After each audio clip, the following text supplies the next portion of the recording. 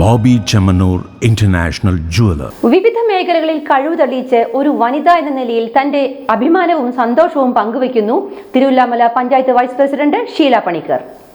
വിവിധ മേഖലകളിൽ കഴിവ് തെളിയിച്ചുകൊണ്ട് ഇന്ന് ഒരു തദ്ദേശ സ്ഥാപനത്തിന്റെ ഉപാധ്യക്ഷ സ്ഥാനം അലങ്കരിക്കുന്ന വ്യക്തിയാണ് ഷീല പണിക്കർ. ഒരു കുടുംബിനി എന്നതിനപ്പുറം സാമൂഹ്യ പ്രതിബദ്ധതയോടെ ജീവിക്കുന്ന കരുത്തുറ്റ വനിതകളിൽ ഒരാൾ തന്നെയാണ് ഷീല പണിക്കർ. അതുകൊണ്ട് തന്നെ ആയിരിക്കണം നിളയുടെ സ്വന്തം എഴുത്തുകാരൻ VKന്റെ കൃതിയിലെ ഒരു കഥാപാത്രമായി ഷീല പണിക്കർ മാറിയതും. പഞ്ചായത്ത് രാജ് നിലവിൽ വന്ന ആദ്യമായി വനിതാ സംവരണ സീറ്റിൽ നിന്നും മത്സരിച്ച് വിജയിച്ച ജനപ്രതിനിധിയായ വ്യക്തിയാണ് ഷീല പണിക്കർ. അന്ന് പഞ്ചായത്ത് രാജ് പശ്ചാത്തലമാക്കി VKN ദേശാഭിമാനി പത്രത്തിന്റെ വാർഷിക പതിപ്പിലേക്ക് എഴുതി നൽകിയ ഒരു കഥയിലെ ഇന്നും ജീവിച്ചിരിക്കുന്ന കഥാപാത്രമാണ് ഷീല പണിക്കർ.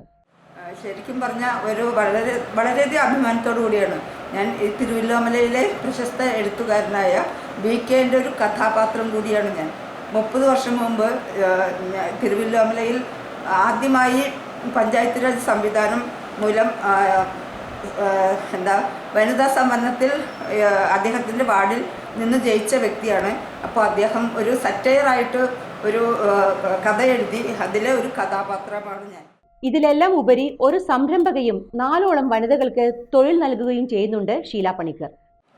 ഞാൻ ഒരു ഫ്ലോർ ആൻഡ് ഓയിൽ മിൽ നടത്തുന്നു.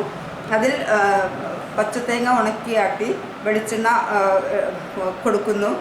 പിന്നെ പുട്ടുപൊടി, നൂൽപുട്ടുപൊടി, മല്ലിപ്പൊടി, മുളക് പൊടി അങ്ങനെയുള്ള കുറേ കാര്യങ്ങൾ ചെയ്യുന്നുണ്ട്. മാത്രമല്ല സീസൺ വർക്കായ കൂവക്കിഴങ്ങ് അരച്ചെടുത്ത് 100 എടുത്തിട്ട് കൂവപ്പൊടി, ശുദ്ധമായ കൂവപ്പൊടിയും വിൽക്കുന്നുണ്ട്. അപ്പോൾ ഇതിൽ എൻ്റെ ഈ സംരംഭത്തിൻ്റെ കീഴിൽ 4 വനിതകളും പ്രവർത്തിക്കുന്നുണ്ട്. അപ്പോൾ ഒരു വനിതാ സംരംഭക എന്ന നിലയിൽ കൂടി എനിക്ക് അഭിമാനമുണ്ട്. ഇന്ന് തിരുവല്ലാമല പഞ്ചായത്തിന്റെ വികസനത്തിനു വേണ്ടി പ്രവർത്തിക്കുന്ന ഉപാധ്യക്ഷ കൂടിയാണ് ഇവർ. സ്വയം പര്യാപ്തത നേടി സ്വന്തം അധ്വാനത്തിലൂടെ ജീവിക്കാൻ എല്ലാ വനിതകളും മുന്നോട്ട് വരണമെന്നാണ് ഷീല പണിക്കരുടെ അഭിപ്രായം. എനിക്ക് സ്ത്രീകളോട് പറയാനുള്ളത് എല്ലാവരും സ്വയം പര്യാപ്തരാവണം. നമ്മളുടെ സ്വന്തം കാലിൽ നിന്നിട്ട് നമ്മൾക്ക് മറ്റുള്ളവരെ ആശ്രയിക്കാതെ ജീവിക്കാൻ പറ്റത്തക്ക വിധം നമ്മൾ ആത്മാഭിമാനത്തോടെ ജീവിക്കണം എന്നാണ് എനിക്ക് പറയാനുള്ളത്.